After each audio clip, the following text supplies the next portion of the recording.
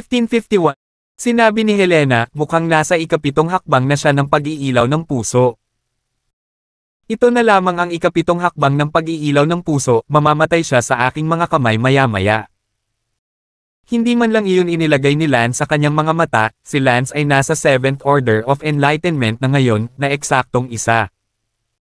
Major realm na malayo sa 7th Order of Heart Illumination. Sa kakayahan ni Lance, ang gap na ito, maaari siyang maabutin sa loob ng kalahating taon, at kahit na hindi niya magawa, maaari niyang i-spike si Harvey, at pagkatapos ay ang buong Damon na pamilya ay magiging kay Lance. Hinampis ni Lance ng palad ang bangkay sa lupa, Flame Palm. Biglang sinunog ng apoy ang bangkay ni Gaston sa lupa. Siyempre, ang Flame Palm ay masyadong mababa ang level at angkop para sa body refining stage, kaya kung hindi papatay si Gaston, imposibleng masugitan siya. Napabuntong hininga na lang si Helena, orihinal na si Gaston ay isang henyo, ngunit ngayon ay maaga siyang bumagsak. Nagtanong si Lance, ate, ano ba ang nagmamadali kang hanapin ako? Kuya, sasabihin ko sana sa iyo, ngunit natakot ako sa mga bangkay sa lupa. Ang gusto kong sabihin sa iyo ay, naaalala mo ba 2 buwan na ang nakakaraan, nang tumagal ang quarterly testing ng mga outer disciples ng Flying Cloud Sect? Lugar, ang iba pang 2 henyo na tumuntong sa ika-4 na yugto ng pagdadalisay ng katawan. Siyempre naaalala ko. Ang pangalan ng isa ay Rohan at ang pangalan ng isa ay Lucy. Sabi ni Lance. Naalala din ni Lance na ang batang babae na nagngangalang Lucy Lowe, na 14 na taong gulang pa lamang, ay may markang hitsura, at tiyak na magiging isang magandang babae kapag siya ay lumaki. Ate, bakit mo biglang sinasabi sa akin ito? Natarante si Lance. Kuya, hindi naman talaga big deal yun, nakita ko lang sa labas, yung Rohan na yon, nung nakita niya na nakapagtatag ka ng kapangyarihan. Sinunod din niya ang halimbawa mo at nagtayo din ng kapangyarihan. Puwersa na tinatawag na Tianrong Alliance, at nagre-recruit ng mga tropa mula sa paligid ng Flying Cloud Sect sa ngayon. Ginagaya mo ako. Bakit mo ako ginagaya? Nakakatuwa na nag-set up ako ng Light Cloud Alliance at nag-set up din siya ng Sky Glory Alliance. Sinabi ni Helena, brother, last quarter, kayong tatlo ay parehong henyo na umabot sa ika-4 na yugto ng body tempering, at ngayong naitatag na ninyo ang Light Cloud Alliance, natural na ayaw ni Rohan na mahuli, na si Rohan pala, ay hinahabol si Lucy.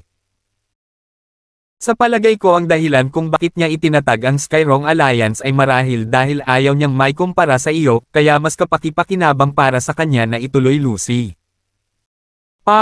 Hinahabol ang 14 na taong gulang na batang babae na iyon. Wala pa ring kahihiyan ang Rohan na iyon. Walang imek na sabi ni Lance, kahit na sa edad na 14, maaari siyang bumaba. Kuya, ano bang masama sa pagiging 14, 16 pa lang din ako, at 12 ka pa lang? Pinaikit ni Helena ang kanyang mga mata. Naku, parang ngayon, kahit maliliit na bata ay marunong nang magsalita tungkol sa pag-ibig sa panahon ngayon. Sige, sis, it's none of my business, I'm going to continue refining the talisman. Sige, biro lang ang sinasabi ko sa iyo. Pagkatapos sabihin iyon, lumabas si Helena sa kwarto ni Lance. Ngayong may sapat na mga silid pagkatapos lumipat sa punong tanggapan ng Light Cloud Alliance, hindi na natulog si Helena kay Lance. Tumingin si Lance sa likod ni Helena at bumantong hininga, halos 2 buwan na ang nakalipas mula nang maamoy niya ang halimuyak ng kanyang kapatid, gusto ni Lance na yakapin ang kanyang kapatid para matulog muli. Sa kasamaang palad bilang isang nakababatang kapatid na lalaki, si Lance ay hindi sapat upang hilingin sa kanyang kapatid na babae na matulog sa parehong silid na kasama niya. Dati ay mayroon lamang isang silid na maayos, ngunit ngayon na mayroong sapat na mga silid, wala nang dahilan para gawin ito. Kaya, sa sandaling ito, sa paligid ng Flying Cloud Sect, sa isang lugar, ang isang tao ay sumigaw, lahat ng dumaan, huwag palampasin ito. Ang Tianrong Alliance, na binuo ng henerasyong henyo na si Rohan, ay opisyal nang nagsimulang mag-recruit. Sa sandaling ito, isang taong peripheral na disipulo ang lumapit at nagtanong, maaari ko bang tanungin kung anong mga allowance ang magagamit? Sinabi ng lalaking abala, syempre may stipend, 2 spirit stone bawat buwan, kung maaari kang maging Rohan Lau. Kung ikaw ay isang malaking pangunahing subordinate, mayroon kang 5 mga batong espirito bawat buwan. Gayon din, sinabi ng aming boss na Rohan na tuturuan niya ang lahat sa martial arts. Ang mga gustong sumali sa Tianrong Alliance, mangyaring pumunta sa aming punong tanggapan bukas ng tanghali para sa isang panayam. Talaga? Ganyan ba kalaking pera ang amo mong si Rohan? May sapat na pera si Lance dahil nagbebenta siya ng mga anting-anting, ngunit ang iyong Rohan. Maraming pera ang pamilya ng ating boss Rohan, binibigyan siya ng kanyang ama ng ilang daang spirit stone bawat buwan, sa tingin mo ba sapat na ito? Enough, then I will definitely go for an interview tomorrow. Sa sandaling ito, sa isang lugar sa Flying Cloud Sect. Hinahabol ng isang 15 taong gulang na batang lalaki ang isang 14 na taong gulang na babae. Lucy, huwag kang pumunta. Rohan, itigil mo na ang paghabol sa akin, hindi kita magugustuhan. Babala ng 14 na taong gulang na batang babae. Lucy, bakit ayaw mong tanggapin ang pag-ibig ko? Kailangan ko bang punitin ang puso ko at ipakita ito sa iyo para malaman mong sinadya ko ito? Roll. Sigaw ni Lucy na may naiinis na mukha. Galit na galit si Rohan, Lucy, hindi mo ako tinatanggap, dahil ba kay Lance? Mahal mo ba si Lance dahil nagbebenta siya ng mga anting-anting at nagtayo ng Light Cloud Alliance? Lucy, hindi ako natatakot na sabihin ikaw na nagtatayo rin ako ng sarili kong kapangyarihan, na tinatawag na Tianrong Alliance. Huwag kang mag-alala, hinding-hindi ako makakasama kaysa kay Lance. Naisip ni Lucy ang maliit na batang iyon na mas mababa sa taas ng kanyang tainga at natigilan, gusto ko ng isang maliit na bata. Kitawa-tawa. Then why don't you accept my love? Rainbrook, be my girlfriend. Get lost. Naiinis na sigaw ni Lucy. Sinabi ni Rohan na may pag-aatubili, Lucy, hindi ako susuko, ipakikita ko sa iyo kung gaano ako kalakas, hindi ko man lang itinuturing na kalaban si Lance, ipapaalam ko sa iyo kung gaano ako kalakas. Nasa harap ko si Lance. Umalis si Lucy nang hindi lumilingon. Tiningnan ni Rohan ang figure ni Lucy, bagamat siya ay 14 na taong gulang pa lamang, siya ay payat at nakakaantig, palihim na nagngangalit ang kanyang mga ngipin. Lance, hindi ka ba umaasa lam sa ilang mga anting-anting na nakuha mo mula sa isang lugar at ibinenta ang mga ito sa The Flying Cloud Sect for some money, the rest, you are all inferior to me. Lucy is mine, don't you dare try to steal my woman. Walang ideya si Lance na kahit papaano ay naging karibal siya ng iba, ang punto ay ang taong iyon, sa mga mata ni Lance, ay masyadong mababa, napakababa kaya nahiya si Lance na tretuhin siya bilang isang kalaban. Kinabukasan, itinatag ang Tianrong Alliance ni Rohan. Bagamat hindi pa siya nakaka-recruit ng ganoon karaming miyembro, mahigit 30 na. May tao, pumunta at yayain si Lance para sa akin. Oo, boss. Tama, yayain mo rin si Lucy, gusto kong turuan ng leksyon ang batang si Lance na iyon sa harap ni Lucy, gusto kong makita kung gusto pa rin ni Lucy ang maliit na batang iyon. Oo, boss. Pero, boss, sigurado ka bang matatalo mo si Lance? Kayo ni Lance, parehong nasa ika-4 na yugto ng body tempering bagamat hindi ko alam kung paano mabilis mag-cultivate si Lance, pero kung tutuusin, 12 taong gulang pa lang siya at hindi pa nga lumalaki ang katawan niya, kahit nasa ika-4 na yugto na rin siya ng body tempering, hindi siya makakapareha. Para sa akin sa lahat, higit pa, ang martial skill na na-practice ko ay middle stage higher martial skill na ipinasa mula sa aking pamilya, habang ang ginawa ni Lance ay isang beginner's lower martial skill lang mula sa Tibet, hindi ako naniniwala na ang little rat na iyon ay kalaban ko. Ayokong mangbuli ng brat at hindi marangal na manalo dahil pinilit ako ni Lucy. Yes, boss, papunta na ako. 15:52. Si Lance ay nasa looban, pinag-aaralan ang Shira 18 knives na nakapikit, kahit na hindi ito magawa ni Lance, napag-aaralan pa rin ito ni Lance sa kanyang isipan paminsan-minsan. Sa sandaling iyon, pumasok si Helena mula sa labas at nagsabi, "Kapatid, nagpadala si Rohan ng isang tao upang imbitahan ka." Iminulat ni Lance ang kanyang mga mata at sinabing, "Nalilito, Rohan. Hindi kaya ang batang iyon na naging body tempering 4th stage kasama ko noong nakaraang quarter?" Pumalaklak si Helena, "Tinawag mo siyang maliit na bata, hindi ka naman masyadong bata." Ano ang gusto niya sa akin?" Natarante si Lance. "Ewan ko, may pinadala siya para yayain ka." Tumayo si Lance. "Kung ganoon, pupunta ako at tingnan kung ano ang gusto niya." "Sige, pupunta rin ako," sabi ni Helena. Sinabi ni Lance, "Ate, tumutok ka lang sa pagsasanay ng iyong martial skills, nasa 6th level of light opening realm ka na, ngunit ang iyong martial skills ay napakahina pa rin, kaya bakit hindi ka magmadali?" Itinikom ni Helena ang kanyang mga labi, kaya kailangan niyang mag-concentrate sa pagsasanay ng kanyang martial skills.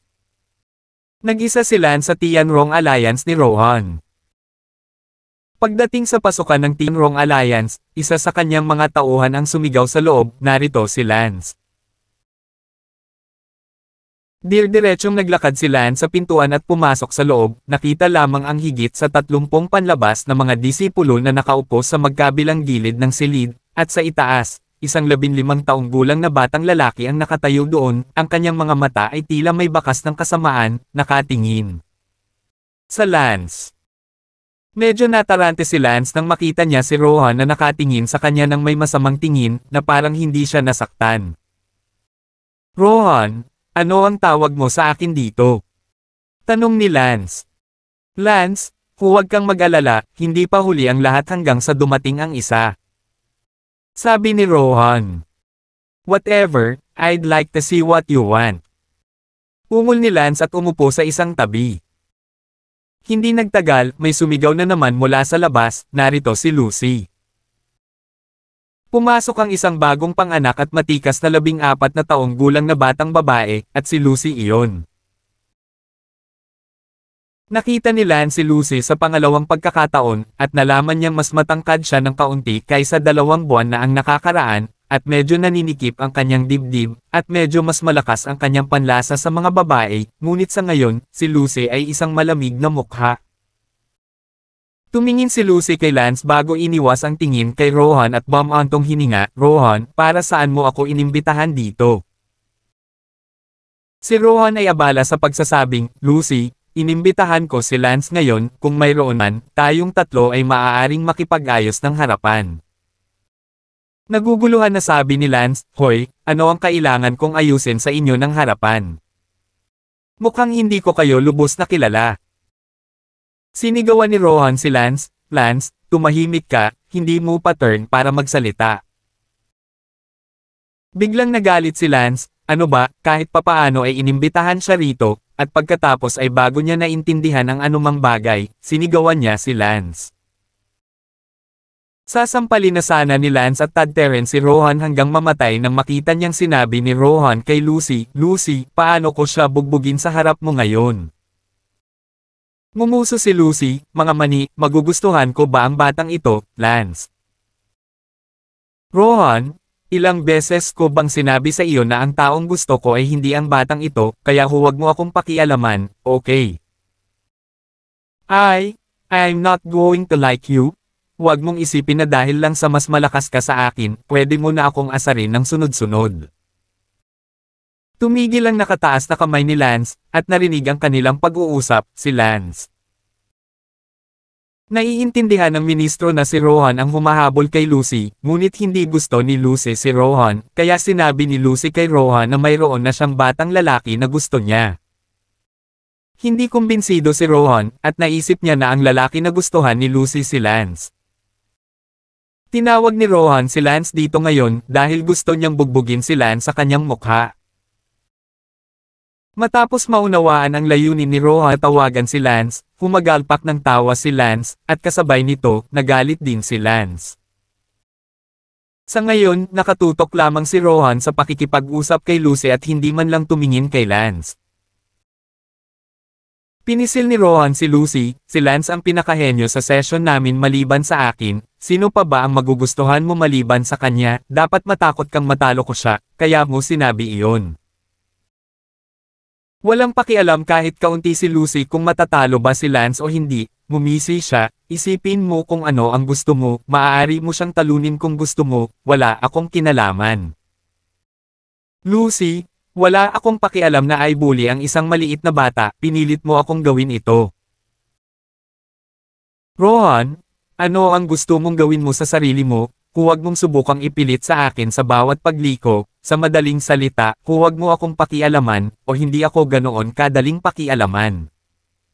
Huwag mong isipin iyon. Nagmula ka sa ilang pamilyang iyan na parang sa tingin mo matatakot ako sa iyo, wala akong pakialam na gamitin ang mga koneksyon ko sa isang taong ka-level mo. Tila nagalit si Lucy.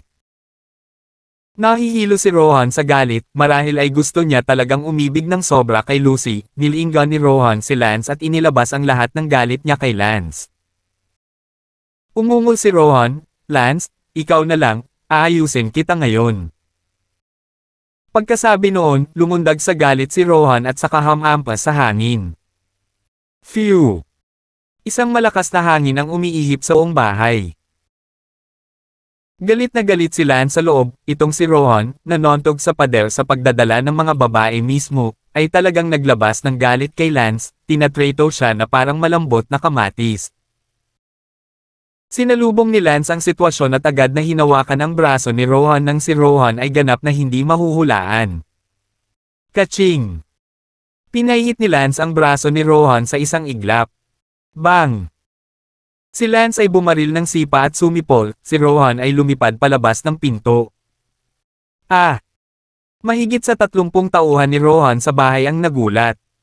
Namutla din si Lucy. Si Lance at silang dalawa, parehong nasa ika-4 na yugto ng body tempering, ay inisip na si Lance, na mas bata pa, ay tiyak na hindi makakaparehan ni Rohan. Pagkatapos ng lahat, ang mga braso ni Rohan ay mas makapal kaysa kay Lance. Gayunpaman, lumabas na si Rohan ay hindi talaga kalaban, at wala man lang kahit katiting na kakayahan na lumaban. Paano ito mangyayari? Tumingin si Lucy sa maikling Lance at hindi makapaniwalang sinabi. Si Rohan, na lumipad palabas ng gate, ay tumalsik ng maraming subo ng dugo, tila iniluwa pa ang ilang piraso ng kanyang baga, na nagpapakita kung gaano kabigat ang sampal ni Lance. 3 beses na tumalon si Lance sa gate, hinawakan ni Lance ang buhok ni Rohan at kinaladkad siya papasok. Galit na sinabi ni Lance, "Fuck you, what the hell, nawalan ka ng sarili mong pick-up girl, ilabas mo sa akin." "Wala akong magagawa tungkol dito," sabi niya. "Anong klaseng sibuyas ka, karapat-dapat ka ring maging karibal sa akin, tang someone, I poo." Bang! Binasag ni Lance ang isa pang mabangis na suntok sa dibdib ni Rohan, at bumagsak ang dibdib ni Rohan, ang buong katawan niya ay nasa kalahating patay. Sampal, sampal, sampal. Itinaas ni Lance ang kanyang palad at hinampas ito sa mukha ni Rohan. Sa ilang sandali, ang magkabilang panig ng mukha ni Rohan ay namamaga sa ulo ng baboy. Natarante si Lucy, "Lance, kung patuloy kang hamampas, mamamatay siya." 1553. Bamantong hininga si Lance, ang kamatayan ay kung paano ito bumababa. Pinandilatan ni Lance si Lucy at sinabing, "Kung ganoon, patayin natin siya, wala akong kinalaman." Tumalikod si Lucy at naglakad palabas. Ibiniti ni Lance si Rohan at sinabing, "Rohan, iiwan ko sa iyo ang mura mong buhay ngayon, at kapag nakatagpo mo ako sa hinaharap, magalang na tawagan akong lolo, kung hindi, babawiin ko ang iyong murang buhay anumang oras." Pagkatapos sabihin iyon, walang awa na inihagis ni Lance si Rohan sa lupa at mabilis na tumalikod at umalis. Si Rohan ay nahiga ng mahina sa lupa, sa sandaling ito, ang kanyang ulo ay magulo pa rin, hindi niya naisip na ang isang 12 taong gulang na bata ay napakalakas, bilang isang kapwa sa ikaapat na yugto ng pagpino ng katawan, hindi siya katugmas sa pinakamaliit. Noong una, inakala ni Rohan na siya ay medyo malakas, dahil mas malakas siya kaysa kay Lucy, na nasa ikaapat na yugto din ng body tempering. Boss, kumusta ka na? Lumapit ang ilan sa kanyang mga tauhan, si Rohan ay brutal na binugbog at hindi sila nang ahas na lumapit para tumulong, bagamat ang ilan sa kanila ay nasa ikalimang yugto ng body tempering, ngunit hindi sila nang ahas na saktan si Lance. Kung tutusin, si Lance ang pinuno ng Light Cloud Alliance, at mayroon pa nga mga nasa ika-6 na yugto ng body tempering sa Light Cloud Alliance. Matapos lumabas si Lance sa Skyrong Alliance, naabutan niya si Lucy na nasa harapan niya. Hoy, Lucy! Sigaw ni Lance. Tumigil si Lucy at tumalikod at ngumisi, anong problema? Sabi ni Lance, hinayaan lang ba kita? Nagtaka si Lucy kung tama ba ang narinig niya. Anong ibig mong sabihin? Nagsalubong ang mga kilay ni Lucy. Muling sinabi ni Lance, binayaan lang ba kita? Ha, kalokohan, aalis lang ako, kailangan ba kitang tanungin? Malamig na tawa ni Lucy. Sinabi ni Lance, ngayon ay pinatawag ako dito ni Rohan, bagaman hindi ito direktang sanhi sa iyo, ngunit ito ay may kinalaman sa iyo, at ngayon si Rohan ay nasugatan ko ng malubha, at ikaw, na iniisip na ikaw pwede bang umiwas dito at magpanggap na walang nangyari, pakakawala na lang ba kita? Galit na galit si Lucy, kaya hindi man lang siya pinakawalan ni Lance. Ano kinalaman ko dito, hindi mo man lang ako pakakawalan, nakakatuwa ka. Sabi ni Lucy sabay hinga. Sinabi ni Lance, sinabi ko lang na kahit hindi mo direktang sanhi ito, may kinalaman ito sa iyo, hindi ba't mayroon kang mga tainga? Well, kahit na may kinalaman sa akin, saan kaya, how dare you? Sigaw ni Lucy. Tumingin si Lance kay Lucy ng ilang segundo at sinabing, Lucy, dahil babae ka, hindi kita matatalo, ngunit huwag mong asahan na magpapanggap akong walang nangyari. Yeah. What do you want? Malamig ang tingin ni Lucy. Sinulyapan ni Lance ang buong katawan ni Lucy, medyo positibo ang figure ng sisiw na ito, sa loob ng 2 o 3 taon, saan pa kaya ito? Hinaplos ni Lance ang kanyang baba at sinabing, paano ito, ako na ang bahala sa iyo, you name a price. Hahaha, Lance, sigurado ka bang hindi ka nagkamali ng sinabi? Nakagat ni Lucy ang kanyang mga ngipin. Ano? Ako ang boss ng Light Cloud Alliance, at ni hindi kita kayang panatilihin. Sabi ni Lance. Si Lucy ay nanginginig sa galit, hindi ito sinabi ni Lance. Ayos lang, minsang sinabi na ito ay higit pa, dahil si Lance ay masyadong seryoso, kung ano ang pinuno ng Light Cloud Alliance, isang grupo ng mga rabble, ay basura lamang sa ang mga mata ni Lucy, at talagang nagkaroon ng lakas ng loob na alisin ang crash identity na ito upang ipagmalaki ang kanyang mataas na katayuan. Lance, sabihin mong muli. Nanginginig si Lucy. Nakakuyom ang magkabilang kamao. I don't have time to bullshit you. I'm just ask you, I'm willing to cover you, tatanggapin mo ba? Kung gayon ang nangyari ay hinding-hindi malilimutan. Rascal, kung maglakas loob kang insultuhan ako, papatayin kita. Sinuntok ni Lucy si Lance. Ang suntok ni Lucy ay nagdala ng hindi maipaliwanag na lakas. Nagulat si Lance, tiyak na may sikreto sa katawan ni Lucy. Kung hindi, paano niya magagawa ang napakalakas na suntok, at sa lakas ng suntok na ito, tiyak na napatay ni Lucy si Rohan sa ilang segundo, ngunit bakit niya ginawa itago ang kanyang lakas noon at huwag talunin si Rohan? Biglang hinawakan ni Lance ang berdeng jade na kamay ni Lucy at ikinalat ang lahat ng pag-atake ni Lucy, at ang kamay na hinawakan ni Lance ay tila nagyelo at naging popsicle. Ano? Nagulat si Lucy sa loob, ito ay imposible. Itong galaw ko ay isang high-grade superior martial skill, ang strike na ito ay maihahambing sa ika-8 yugto ng body refinement, hindi ako nang ahas na gamitin ito ng madali noon. Kaya nang makipagduel sa akin si Rohan, hindi ko man lang inilabas ang buong lakas ko. Kung hindi lang ako pinilit ng munting bastard na ito, hindi ko na ginamit ang hakbang na ito. Gayunpaman, hindi ko inaasahan iyon. Ang ganoong kalakas na galaw ko ay madaling ma-defuse ni Lance. Oh my God, itong galaw ko, pero baka hindi ko na ito maharangan sa ikawalong yugto ng body tempering. Itong si Lance, siya na.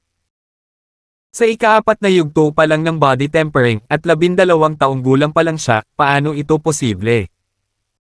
Sa sandaling ito, mas nabigla si Lucy sa loob at hindi makapaniwalang tumingin kay Lance. Kung nagulat lang si Lance sa kanyang pagkatalo kay Rohan, kung gayon ang pag-defuse sa kanyang paglipat ngayon ay higit pa sa isang sorpresa. Bitawan mo ang kamay ko. Ngumuso si Lucy. Binitawan ni Lance ang kamay ni Lucy. Natagpuan ni Lucy na lahat ng kanyang mga pulso ay bakat na pula. Napabuntong hininga si Lucy, Lance, sino ka ba? Ako dapat ang magtatanong sa iyo nito, ang suntok na ibinato mo ay napakalakas, hindi banggitin si Rohan, kahit 10 Rohan ay hindi napigilan. Bakit ka nagpapanggap na hindi mo kayang talunin si Rohan? Ano ikaw ba talaga? Malakas na tanong ni Lance, naramdaman ni Lance na sa paggalaw na iyon na ginawa ni Lucy, alam niyang si Lucy ay dapat mula sa isang malaking lugar, at saka, narinig ni Lance na sinabi ito ni Lucy kay Yang. Wrong! Wala akong pakialam na gamitin ang relasyon ko laban sa isang taong ka-level mo. Ang pangungusap na ito, ngayon na naisip ko, ay may malaking kahulugan. Anong klaseng bottom line ang walang pakialam si Lucy na gamitin ang kanyang relasyon laban sa isang taong ka-level ni Rohan? Pinandilatan ni Lucy si Lance, mula sa kanyang mga mata, ipinakita niyang isang tingin na itinuring ang iba na parang langgam, at binalaan si Lance, mas mabuting magtanong ka ng kaunti tungkol sa akin, kung hindi, mamamatay ka nang hindi mo alam kung paano ka mamamatay. At babalaan lang kita ng isang beses para sa parehong mga salita. Pagkatapos sabihin iyon, biglang naramdaman ni Lance na ang katawan ni Lucy ay naglalabas ng sunod Sonyerin na hangin, nahulaan ni Lance na ang tunay na pagkakakilanlan ni Lucy ay tiyak na hindi pangkaraniwan, kung hindi, hindi niya gagawin. Payagan na magkaroon ng ganoong hangin, hindi ito gawa. Ngumuso si Lance, sa tingin mo ay natatakot ako sa iyo, hindi ako natatakot na sabihin sa iyo na ang kasaysayan ng aking pamilya ay kasing laki. Napakunot noo si Lucy, talaga. Kung gayon bakit hindi mo sabihin sa akin, anong uri ng angkan ng pamilya, ang mundong ito, ngunit ang lahat ng tunay na malalaking immortal na pamilya ng paglilinang, kahit na wala akong alam tungkol sa kanila, narinig ko ang tungkol sa sila. Natigilan si Lance, napakasarap. Si Lance ay abala sa pagsasabing, kung hindi mo man lang sasabihin, bakit ko sasabihin, gusto kong sabihin ang lahat ng ito ng sabay-sabay. Hindi ako interesadong makilala ka. Tumalikod si Lucy at naglakad palayo. Hoy, Lucy, tatakpan kita? Pag-isipan mo, huwag kang mag-alala, wala akong kailangan gawin, sapat na iyon para magpainit sa kama. 1554. Galit na sabi ni Lucy, kung talagang hindi ka natatakot sa kamatayan, malapit ka sa akin. Hinawakan ni Lance ang kanyang ulo, itong si Lucy, na gumagawa ng isang misteryo. Ano ba, naalala ni Lance ang paghahambing niya kay Norton at sa kanyang anak, at sinabi sa kanyang puso, si Lucy kaya nagpapanggap din bang kinukumpara ako? Pero bakit parang she's the real deal? Sandali lang, mukhang hindi magugulo si Lucy, kalimutan mo na, baka sunugin mo siya. Kinailangan siyang iwan ni Lance. Sa orihinal, nakita ni Lance na medyo maganda si Lucy, ang buong Feyon sect ay sikat sa pagsunod, at si Lance ay kailangang sumunod sa uso, bagamat si Lance ay 12 taong gulang lamang at walang gagawin, at si Lance ay walang gagawin, ngunit ang pagpapainit ng kama ay laging maayos.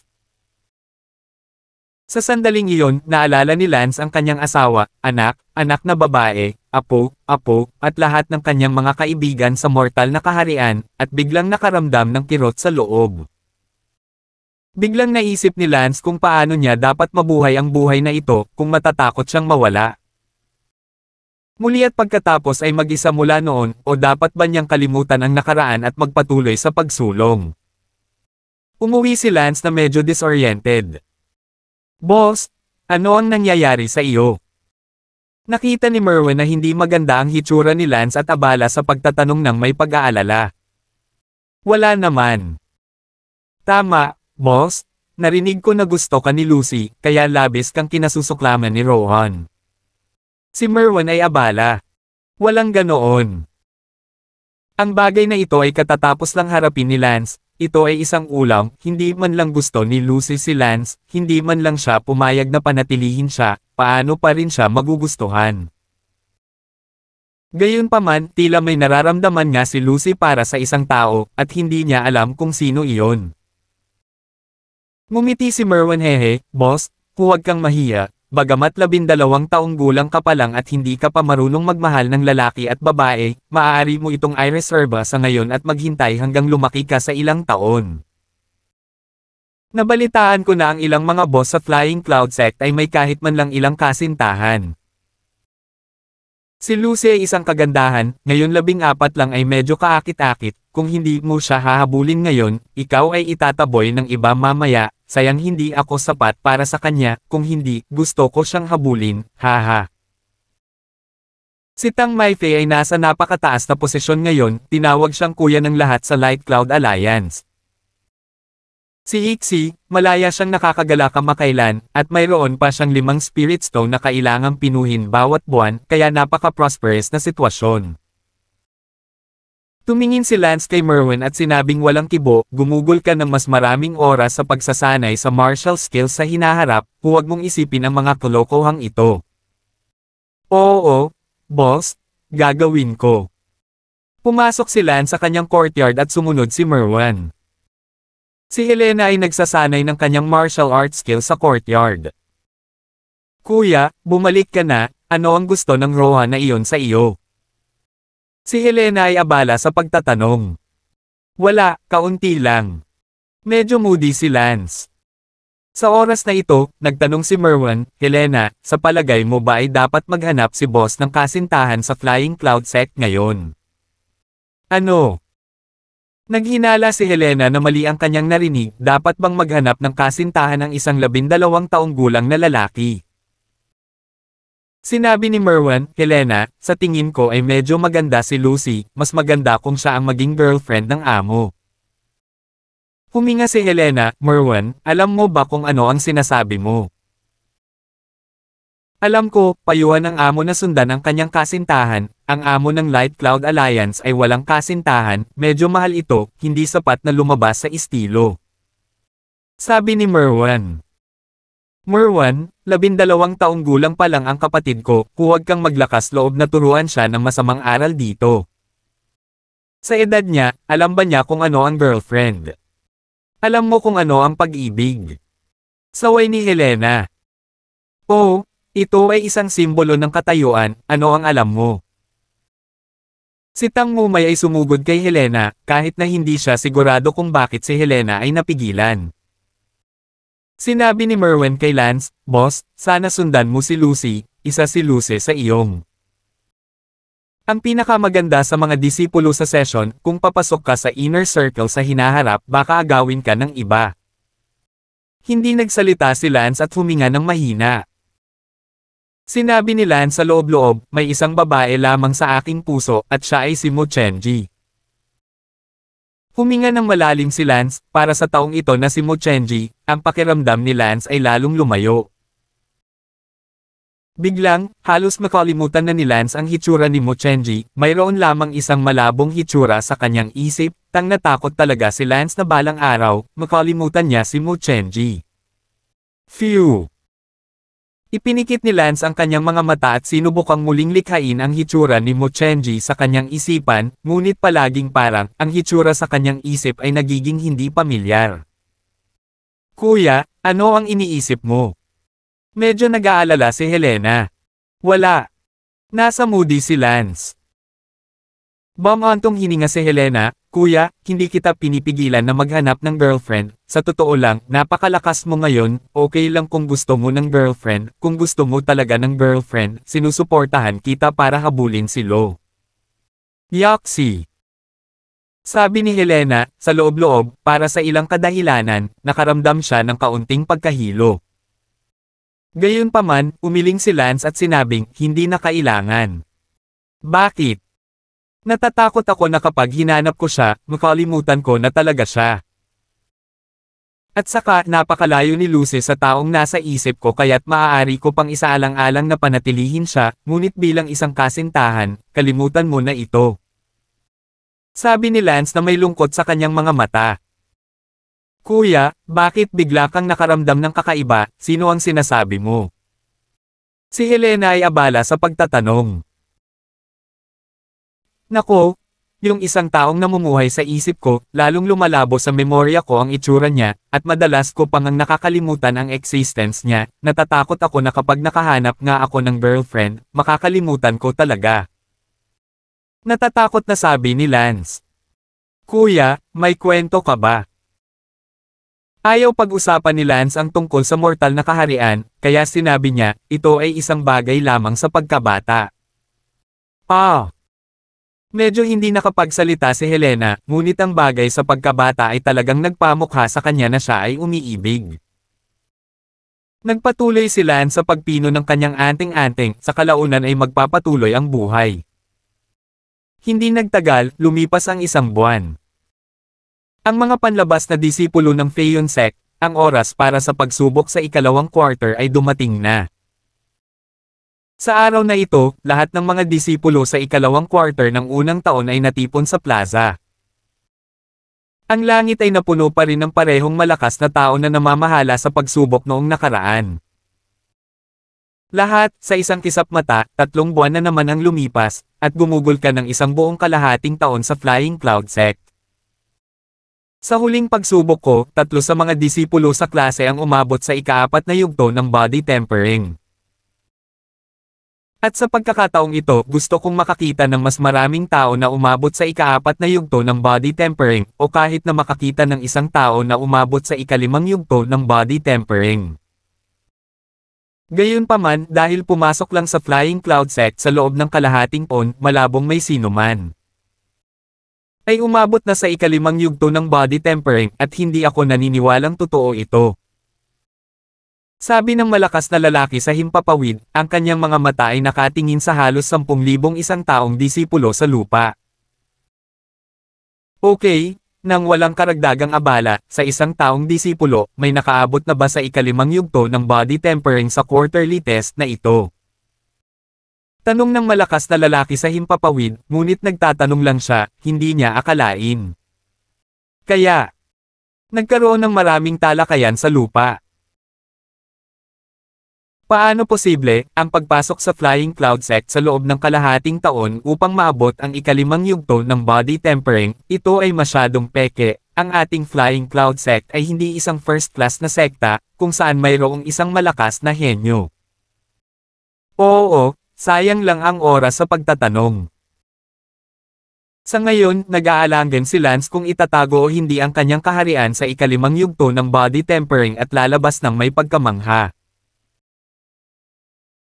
Alam na ni Lance na sina Rohan at Lucy, ni isa sa kanila ay hindi nakapasok sa ika-5 yugto ng body tempering. Kung si Lance ay lumabas, si Lance lang ang makakarating sa ika-5 yugto ng body tempering, ang pinakahenyo ng mga disipulo sa unang sesyon, at tiyak na mabigla ang lahat. 1555.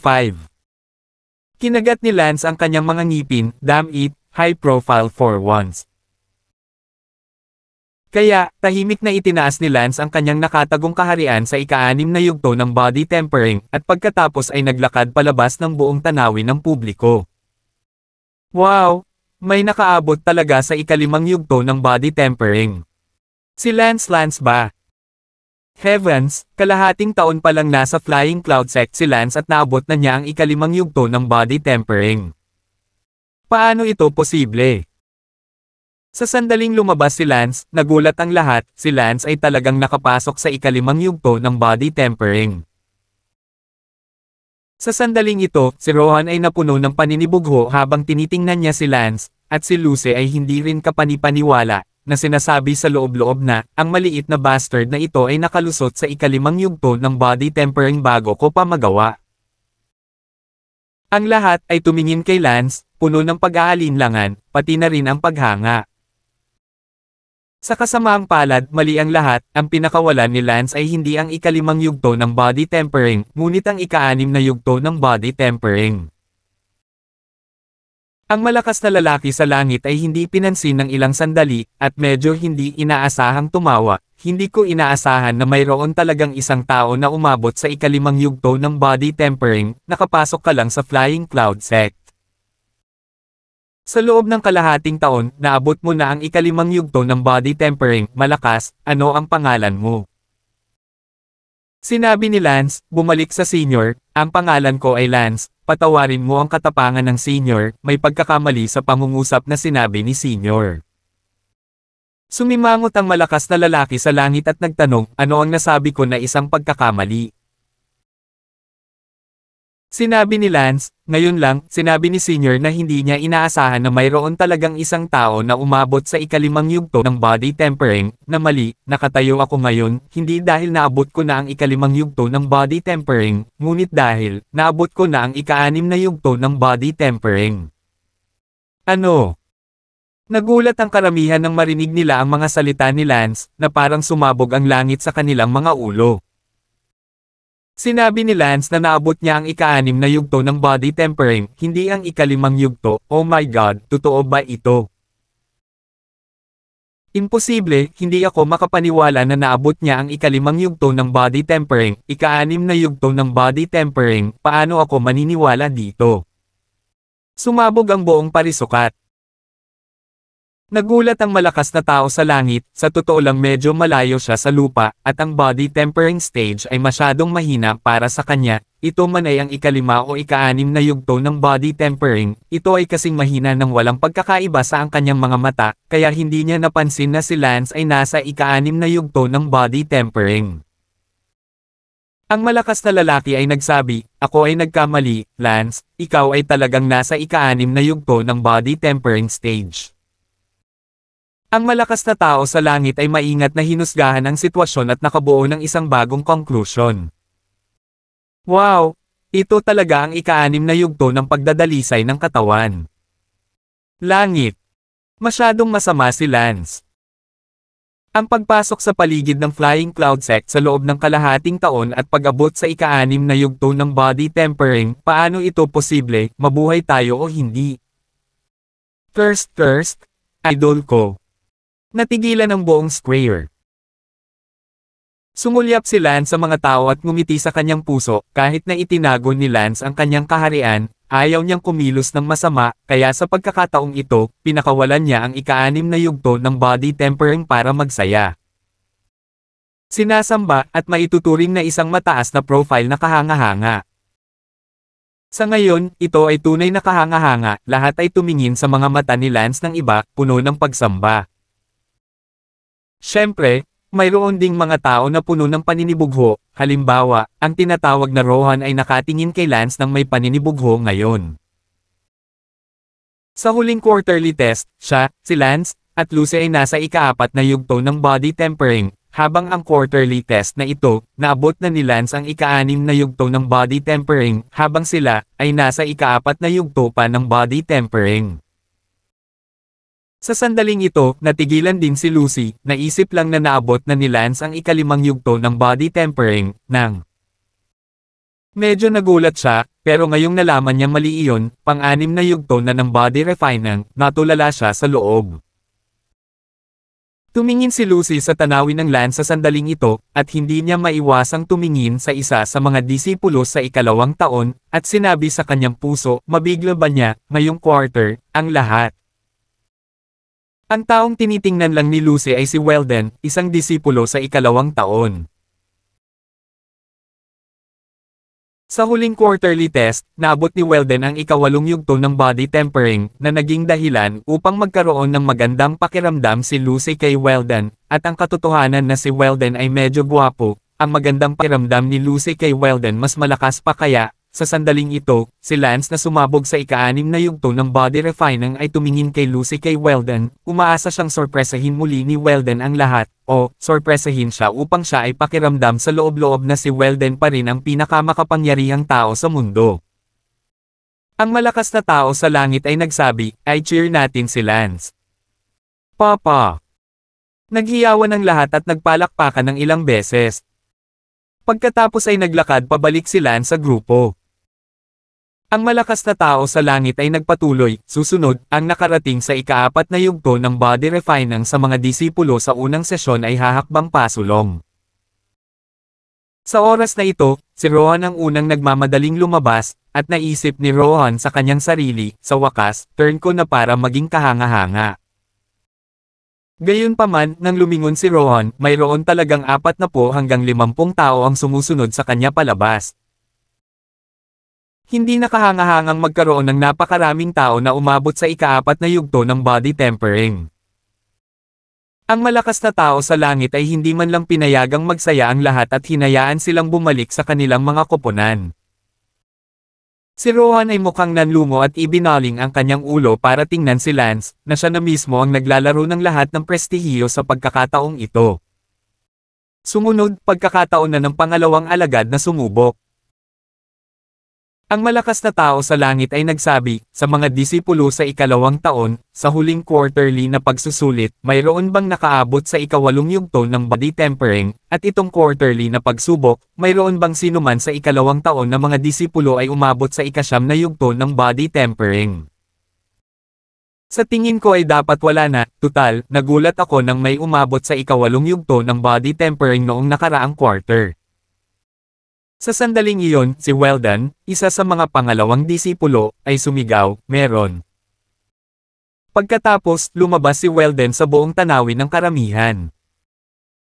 Ang mga mata ng hindi mabilang na pares ng mga batang babae ay tumingin kay Weldon, puno ng maliliit na bituin, at maging si Lucy ay tumingin kay Weldon at nadama na siya ay mahusay. Sinabi ni Lucy sa loob-loob, si Weldon ay tunay na pinakahenyo. Lumabas si Weldon at sinabing, Senior, dahil nakakuha ako ng kaunting pagkakataon, kaya hindi na lang ako tumuntong sa ika-9 na hakbang ng pagpino ng katawan, humakbang din ako sa unang hakbang ng pagbubukas ng liwanag. Tapos si Weldon na may pagmamalaki. Mukha. Ano? Nagulat ang buong audience. Si Weldon ay pumasok sa unang order of open light. Oh my God! Nagulat ang buong parisukat, kumpara kay Lance na katentong lang sa ika-6 na hakbang ng pagdalisay ng katawan, ang pagkabigla na inihayag ni Weldon na siya ay tumuntong sa unang hakbang ng maliwanag na pagbubukas ay mas malakas sa sandaling ito. Bahagyang namutla din ang malakas na lalaki sa langit at ngumiti, Weldon, karapat-dapat kang maging pinakahenyo sa 20,000 peripheral disciples na naruroon. Salamat! Napailing si Weldon sa kanyang buhok na may mapagmataas na mukha. Wow! Ang gwapo naman ng hair fling ang action. Maraming kabataang babae sa eksena ang tumingin kay Weldon nang may pagkahumaling. Ang panlabas na anyo ni Weldon ay talagang maganda, kalahati na kasing gwapo ni Lance. Siyempre, ang tinutukoy ay kung kailan si Lance ay lumaki. Nakatingin na ngayon si Lucy kay Weldon, medyo bumilis ang tibok ng kanyang puso, bago pa lang nagustuhan ni Lucy si Weldon, hindi pa niya naaabot ang pagkagusto, ngunit sa ngayon, narinig na naabot ni Weldon ang unang yugto ng pagbubukas ng liwanag, biglang tumibok ang puso ni Lucy, tila tumaas ng husto ang pagmamahal niya kay Weldon. 1556 Sa loob-loob na sinabi ni Lucy, sinabi ko sa iyo na may magandang mata ako sa mga tao. Si Kuya Weldon ay kahanga-hanga, ngayon lang ako nag-alala na ang kasikatan ni Lance ay matatakpan si Kuya Weldon, ngayon tila ang maliit na brat ni Lance ay, kahit malapit na, hihi. Tumawa si Lucy sa loob, tumingin kay Weldon sa ibang liwanag. Ang buong parisukat, hindi mabilang na mga babae, ay nagpapantasya na ngayon tungkol kay Weldon bilang prinsipe ng kanilang mga puso. Ang malakas na tao sa langit ay nagsabi, lahat ay nagpalakpakan at nagsasaya para kay Weldon. Palakpak. Pagkatapos ng palakpakan, sinabi ng malakas na lalaki sa langit, Weldon, maaari kang bumaba muna. Oo, Senior. Si Weldon ay naglakad pabalik sa team, nakatingin kay Lance habang naglalakad pabalik sa team. Si Weldon ay napunit sa loob. Hindi alam ng iba, ngunit alam ni Weldon na pumayag siyang maging nakababatang kapatid ni Lance 4 o 5 buwan na ang nakararaan. Ngayon, pinipigilan ni Weldon ang pagiging nakababatang kapatid ni Lance sa loob. Siya ang pinakahenyo na disipulo ng Flying Cloud Sect, ngunit siya ay isang junior brother. Kung alam ng lahat ang tungkol dito, paano siya mawawala ng mukha? Sa makatuwid, si Weldon ay napunit sa loob.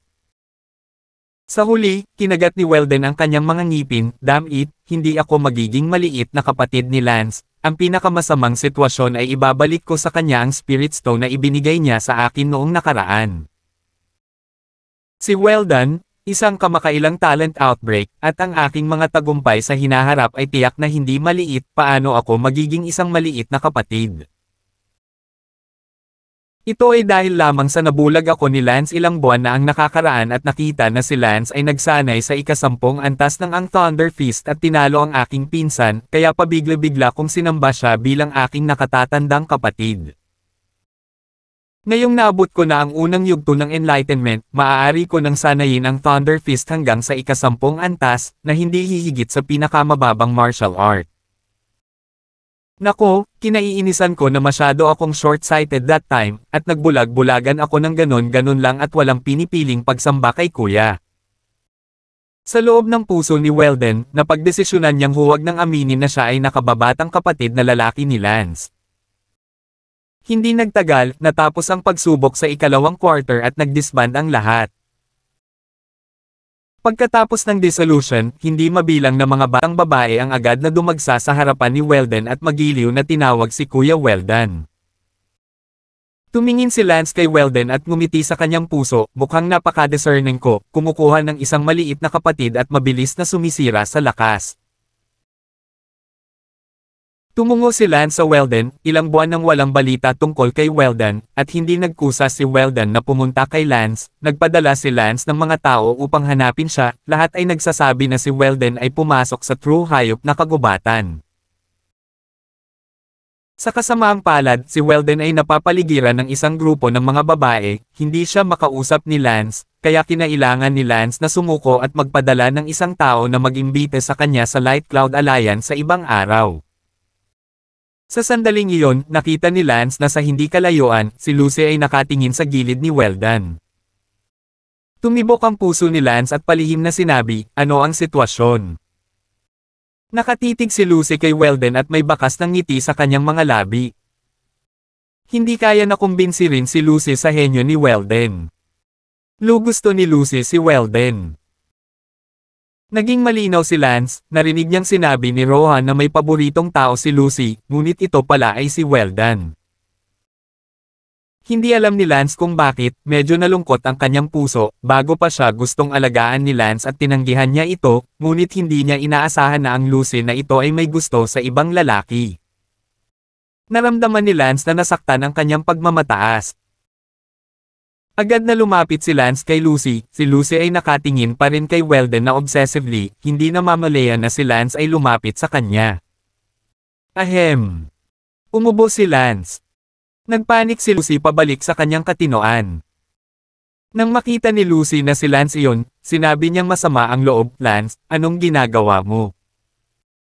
Sabi ni Lance, Lucy, bakit ngayon ka lang nakatingin kay Weldon na may obsessive eyes? Ngumuso si Lucy, ano ang nangyayari sa iyo, munting bata? Lucy, huwag mong sabihin sa akin na nagustuhan mo si Weldon. So what if ako nga? Lucy, ano ang maganda kay Weldon? Hindi talaga kita maintindihan. Ako ang boss ng Light Cloud Alliance, napakagandang kondisyon para manatili ka, tinanggihan mo pa ako, at ngayon gusto mo pa rin si Weldon, anong klaseng aesthetic ang mayroon ka? Maasim na sabi ni Lance. Tumawa si Lucy, Lance, sa tingin mo ay magaling ka na sa pagpasok mo pa lang sa ika-6 na yugto ng pagpino ng katawan. Katamtaman ka lang kung ikukumpara kay Weldon. Maliit na puwit, pumunta kung saan ito kulat manatili, huwag nakakaistorbo sa mood ng kapatid ko.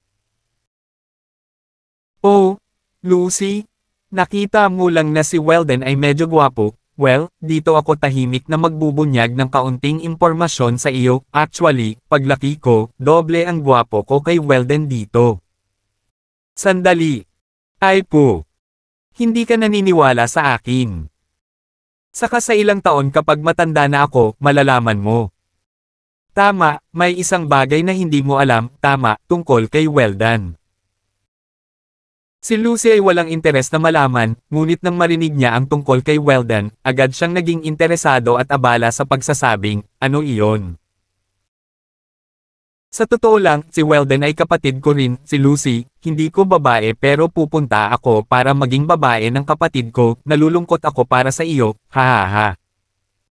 Umalis si Lance na may dalang malaking tumawa. Saan ba naniwala si Lucy, at bamantong hininga, idiot dreaming, binibigyan mo si Weldon bilang isang maliit na kapatid, iniisip pa niya na mahina ka. Sa wakas ay umalis na ang grupo ng mga batang babae na nakapaligid kay Weldon, at saka lang umakyat si Lucy. Hello, Brother Weldon. Si Lucy ang nagkusa para batiin sila. Lumiwanag ang mga mata ni Weldon nang makita niya si Lucy. Dati, gusto ni Weldon si Helena, ngunit sa kasamaang palad, hindi siya mahabol ni Helena. Pagkatapos noon, narinig niya na may magandang babae sa isa sa mga disipulo. Si Weldon ay abala sa pagsasabing, ikaw si Lucy. Hoy, kilala ba ako ni Kuya Insenseless? Ngumiti si Weldon, syempre, nabalitaan ko na ang outer 1 year ng mga disipulo sa taong ito ay may kagandahan na hindi bababa kay Helena, tinatawag na Lucy, ngayon ko lang nakita kung gaano kakaganda, kaya alam kong ikaw si Lucy. Salamat sa iyong papuri, kapatid na si Weldon. Matamis na ngumiti si Lucy sa loob. Sa 14 na taong gulang, ito ang edad ng simula ng pag-ibig, at si Lucy ay walang pagbubukod, habang tinitingnan si Weldon na matangkad at guwapo, ang kanyang pangunahing talento ay malakas, at bago pa man niya maabot ang pagtatasa ng disipulo sa inner circle, mayroon na siyang umabot na sa unang yugto ng pagbubukas ng liwanag, paanong hindi siya matutokso. Sa sandaling ito, tumingin si Weldon sa kaakit-akit na Lucy at lihim na natuwa, si Lucy kaya ay hinahangaan ko rin. Wow! Masaya si Weldon sa loob habang siya ay tumawa sa loob, hindi nagtagumpay si Helena sa kanyang paghahanap noon, ngunit ngayon ay may isang Lucy, hehe, ito ay itinuturing na ang Diyos ay may mga mata upang bayaran ako. Si Weldon ay abala sa pagsasabing, Lucy, bakit hindi tayo sabay na mamasyal? Sure, may mga tanong lang akong gustong itanong sayo. Okay, alam ko ang lahat tungkol dito. Walang pakialam na ngumiti si Weldon. Sa sandaling ito, naisip ni Lucy na kasasabi lang ni Lance na si Weldon ay kapatid din niya, at nagtanong, tama, bago ako humingi ng payo sa iyo, gusto kong magtanong sa iyo ng isang personal na tanong. 1557. Si Weldon ay abala sa pagsasabing, alam ko kung ano ang gusto mong itanong sa akin. Paano mo nalaman ang gusto kong itanong sa'yo? Tinatanong mo ako kung may girlfriend ako, di ba? Haha, wala pa akong girlfriend oh. Natatawang sabi ni Weldon. Natigilan si Lucy. What? You're asking me a question, di ba? Okay, I'm sorry. I misunderstood, so ask. Sabi ni Weldon na nahihiyang mukha. Noon lang nagtanong si Lucy, nabangga ko lang si Lance, sabi ni Lance na kapatid ka rin niya, totoo ba? Nanginig ang katawan ni Weldon, siya ngayon ang pinaka-naiinis sa tanong na ito. Paanong si Weldon ay lakas loob na aminin na kung aaminin niya na talagang sinamba niya si Lance bilang kanyang nakatatandang kapatid noon, tiyak na mababawasan ang kanyang imahe sa harap ni Lucy, at maaaring iwan siya ni Lucy. Kaya naman, nagkunwaring galit si Weldon at ngumuso, itong si Lance, malaki talaga ang utang niya. Ngumiti si Lucy, sinabi ko sa iyo, paano kanya naging nakababatang kapatid, bagamat maraming miyembro ng kanyang Light Cloud Alliance, sila ay isang grupo lamang ng mga sumisipsip ng dugo na gusto ang kanyang mga Spirit Stone, gaano karami sa kanila ang taos puso. Siyempre, paano kung magiging kapatid si Weldon ng iba, huwag kang mag-alala. Ma'am. Bumalik si Lance sa Light Cloud Alliance, at habang iniisip niya ito, lalo siyang nagalit. May dumating. Sigaw ni Lance. Pumasok si Merwin, "Boss, ano ang order?" "Pumunta ka, tawagan mo ako kay Weldon." "Oh, Weldon. Boss, ito ba?" "Walang masama kong sabihin sa iyo, sa katunayan, si Weldon ay bunsong kapatid ko rin, at ang una kong pinasok, na may mga kwalifikasyon na mas matanda sa inyong lahat, noon, para sa kapakanan ng pagiging henyo niya pagkatapos ng lahat, ako binigyan siya ng mukha at hindi sinabi sa inyo." "Sige, huwag ka munang magsalita ng walang kaparirikan tungkol sa bagay na ito, kunin mo si Weldon para sa akin." "Sige, pupunta ako agad." Sa isang tiyak na martial arts training ground sa labas ng Flying Cloud Sect. Uminom. Nagpakawala ng suntok si Weldon, pagkatapos ay sinabi, "Lucy, tingnan mo, ang hakbang na ito ay dapat itapon ng ganito." "Ma'am, salamat Kuya Weldon sa iyong paggabay." Sabi ni Lucy Lu na may abalang tango. Sa sandaling ito, isang taong tumatakbo mula sa malayo, ito ay si Tang Maifei. Nang tumakbo siya malapit sa harapan, humihingal si Merwin at sinabing, "Weldon, kaya nandito ka, sa wakas nahanap na kita, dali, may hahanapin sa iyo ang amo." Nag-iba ang mukha ni Weldon, "Ano, ang pinag-uusapan tungkol sa babae, talagang sinabihan siya na kailangang hanapin ng amo, hindi ito ang puso para mawala siya sa mukha sa harap ni Lucy." Tumingin si Weldon kay Lucy at nagpanik, "Hoy, anong kalokohan ang sinasabi mo, anong boss?" Bangulong si Merwin sa kanyang puso, lihim na sinabi, "Ano ang nangyayari?" Malinaw na sinabi ng amo na si Weldon ay kanyang nakababatang kapatid. Pagkaraang hindi ituwid ni Tang ang kanyang galit, sinabi niya muli, "Sabi ko, sinabihan ako ng amo namin na hanapin ka at sinabihan ka na pumunta ka agad sa lugar ng amo, may sasabihin ang amo na dapat mong gawin." Tumingin si Lucy kay Weldon na may pagkalito. Sa ngayon ay talagang gusto ni Weldon na marahas na talunin si Tang na hindi kilala. Sumigaw si Weldon, "Magwala." "Oh, Weldon, anong ibig mong sabihin? Hindi ka man lang ba nakikinig sa utos ng amo? Matanda ka na, sasayangin kita kapag hindi ka umalis dito." Galit na galit ni Weldon. Tumakbo si Merwin at sinabing, "Weldon, tumalikod ka sa akin, babalik ako at magsusumbong sa amo, maghintay ka." Pagkatapos tumakbo ng Merwin, si Lucy ay abala sa pagtatanong, "Brother Weldon, anong nangyayari?" Ang taong iyon, ngayon lang, ay subordinate ni Lance, na tinatawag na Tang na hindi kilala, bakit siya pupunta sa iyo, at sinabi rin niya na ang boss may imbitasyon. "Weldon." Nanlumo si Siyang, "Lucy, huwag kang makinig sa kalokohan niya, ano boss, wala naman akong kilala na boss."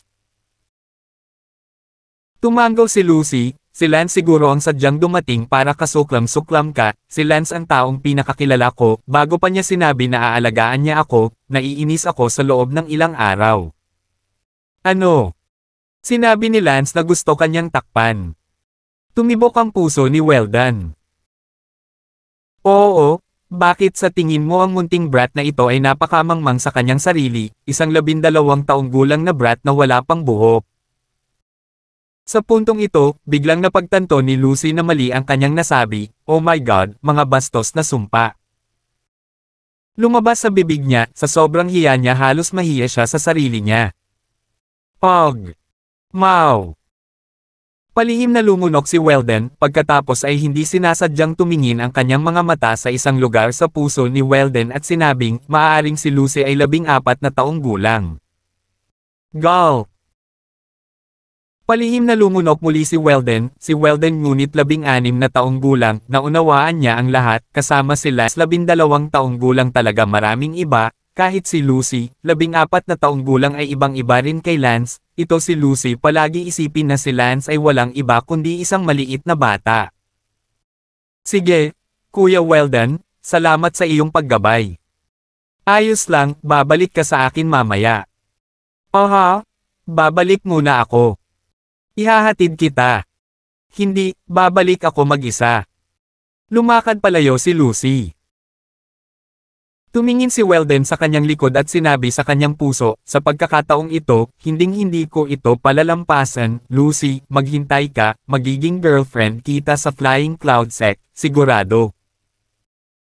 Gayunpaman, naisip ni Weldon si Lance at nanlungo, bukod dito, narinig niya lang na sinabi ni Lucy na gustong alagaan ni Lance si Lucy. Ngumuso si Weldon, Lance, napakaganda ni Lucy. Sinabi mo pa na gusto mo siyang ibag. Hindi ba't walang ingat ka, para saan mo kinukuha si Lucy, bilang isa sa mga babaeng disipulo ng Flying Cloud Sect na ayaw man lang ng personalidad. Sa sandaling ito, sa Light Cloud Alliance. Kuya, noong nag-test ka sa umaga, bakit mo inilabas ang chinang ika-6 na yugto ng body refining A? Tanong ni Helena. Ate, pinagsisisihan ko ngayon na hindi ako nagtago hanggang sa ika-7 yugto ng body refining. Uy kuya loko ka, bakit bigla ka na lang naging high profile? Hindi mo ba nakita na ngayong quarterly test, ang limelight ay para kay Weldon? Medyo nanlulumong sabi ni Lance. Kuya, gusto mo rin bang maging katulad ni Weldon at maging Prince Charming ng lahat ng babae? Kung hindi, bakit mo ito pinapahalagahan? Pog! Kuya, bata ka pa ngayon? Kahit na natatabunan mo si Weldon, hindi ka ituturing ng mga tao bilang Prince Charming, si Prince Pony ay mas katulad nito, hahaha. Tinakpe ni Helena ang kanyang bibig at tumawa. Walang imek na inilibot ni Lance ang kanyang mga mata. Inalo ni Helena, sige kapatid, huwag kang ma-depress. Ano man ang mangyari, panatilihin itong katamtaman, huwag sobra-sobra, kapag nasobrahan mo ito, titingnan ka ng mga tao hindi bilang pagsamba, ngunit mausisa. Sa sobrang kaguluhan ni Weldon, siya pa rin ang iyong nakababatang kapatid. Hehe, totoo naman. Sa pagkakataong iyon, may kumatok sa labas. Boss, ako na. Boses ni Lance unknown sa labas. Ate, kumatok ka sa pinto? Hindi kilala si Tang? Sinabi ko sa kanya na kunin si Weldon, mukhang nandito na si Weldon, tatanungin ko siya kung bakit hindi siya dumating para magbayad. May visit after so long. Kahit hindi ko pa siya pinatawag, dapat siyang pumunta paminsan-minsan para magbigay galang sa boss. Lumabas si Helena at pinindot ang pinto, ang patio na ito, nang walang espesyal na pahintulot, tanging sina Lance at Helena lamang ang malayang makapasok, ang iba pang mga tao ay kailangang kumpirmahin. Tumakbo papasok ng bahay si Merwan. Tuming si Lance sa likod ni Tang na hindi kilala at nakasimangot at nagtanong, nasaan si Weldon? Boss, itigil mo na. Galit na galit ako, na si Weldon ay nagpapanggap pa na wala siyang kakilala na boss.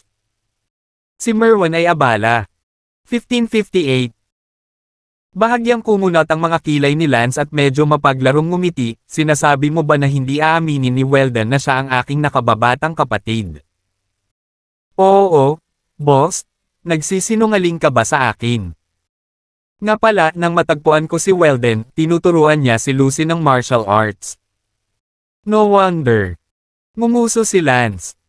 Boss, kapatid mo ba talaga si Weldon? Kalokohan, ngunit ngayon ay tila hindi ako kikilalanin ni Weldon bilang kanyang amo. Ang tingin ni Lance ay nagpakita ng kaunting lamig, itong si Weldon, ito ay talagang kawili-wili, iniisip na kung siya ay tumuntong sa unang yugto ng pagbubukas ng liwanag, siya ay isang toro. Boss, ano ngayon? Hindi ka kinikilala ni Weldon bilang boss, hindi natin mapipilit ang iba at, tsaka si Weldon ay nasa unang antas ng enlightenment, hindi natin sila matatalo, hahayaan lang natin. Pumunta na. Ngumuso si Lance, sa aking diksyonaryo, walang salitang kalimutan ito. Boss, ano ang gusto mo? Gusto mo pa bang pilitin si Weldon na kilalanin ka bilang boss? Natarante at tumingin kay Lance. Ninitian ako ni Lance, ngayon, kahit lumuhad siya sa harap ko, wala akong pakialam kung nakababata ko siyang kapatid. Gayunpaman, hindi ibig sabihin na dahil wala akong pakialam ay pakakawalan ko na siya. Sinamba niya ako noon bilang isang malaking kapatid, at binigyan ko siya ng 12 ng mga espiritong bato bilang isang regalo sa pagpupulong, ngunit ngayon, siya ay bahagyang nakamit at nakatalikod sa akin, iniisip na ang aking mga espiritong bato ay napakadaling kunin, Huminga ng malalim si Lance.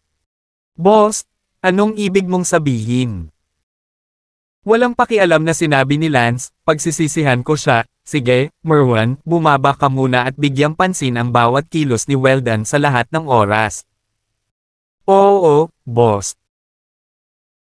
Bumaba si Merwan, abala si Helena sa pagtatanong, Brother, bilangin mo, pagkatapos ng lahat, na si Weldon ay talagang isang henyo, hindi ba't sinasabi ng mga tao na ang masaktan ang isang henyo ay ang masaktan ang isang malakas na tao sa hinaharap?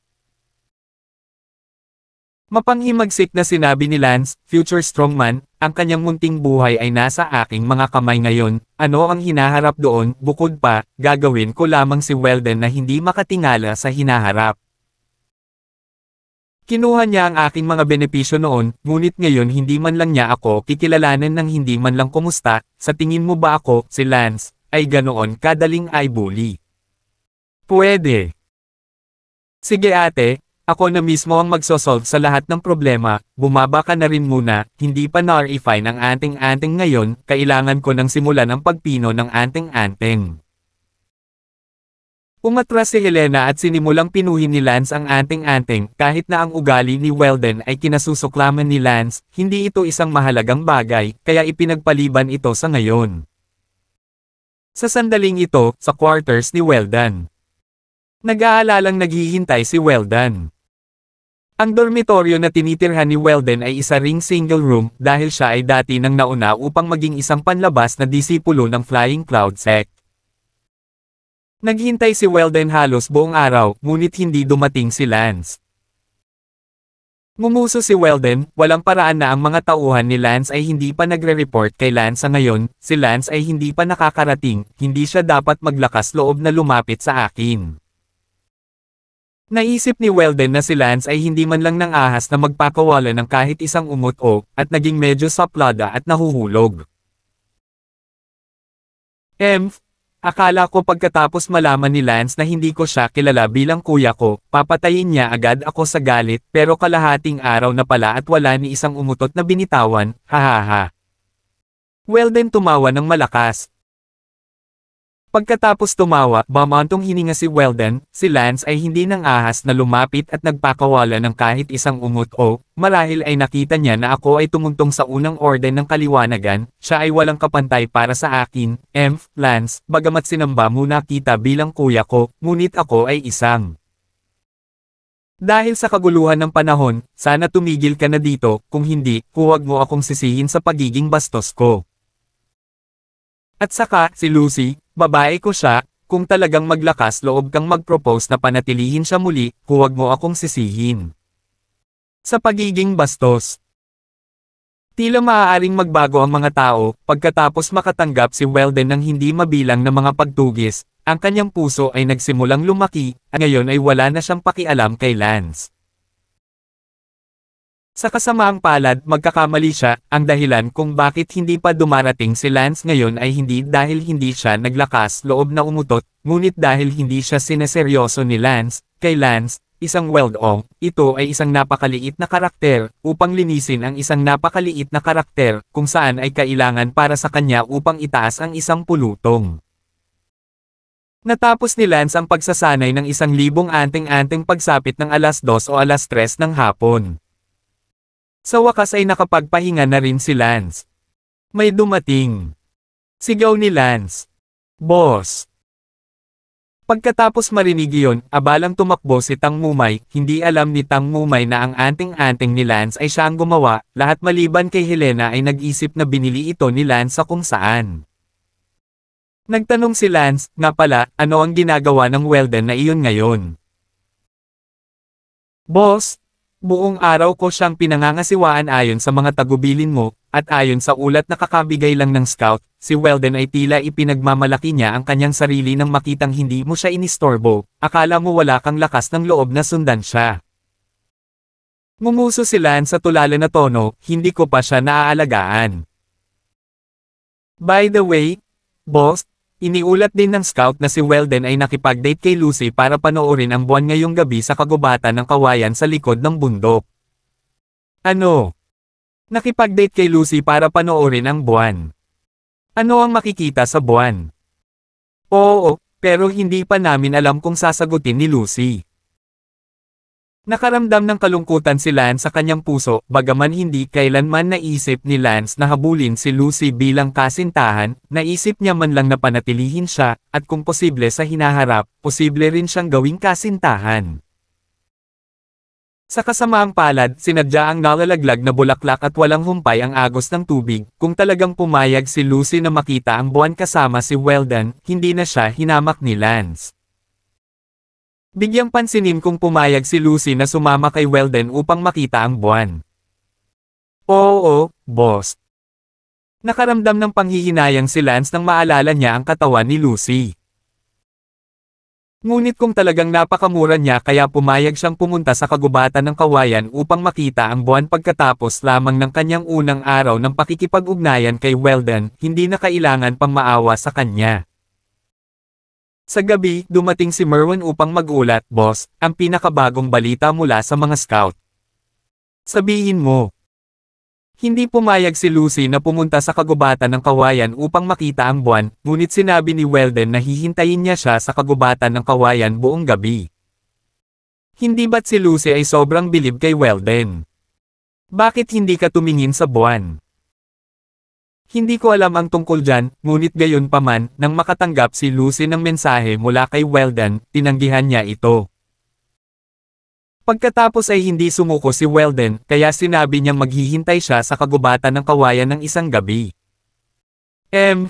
Weldon. Bamantong hininga si Lance, ang katotohanang hindi nangako si Lucy kay Weldon ay nangangahulugan na hindi naging mura si Lucy sa ganoong lawak.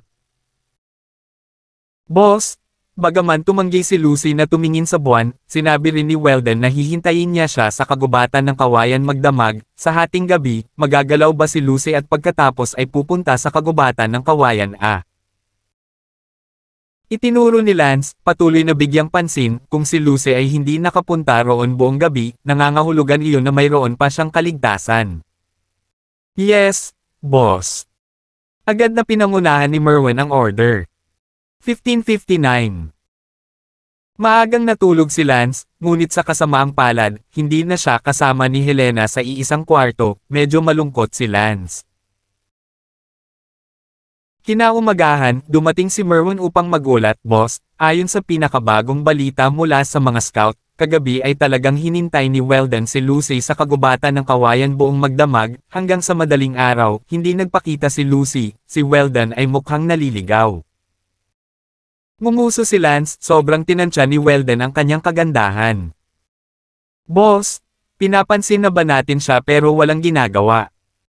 Siyempre gagawin natin, ngayon nasaan si Jen Weldon?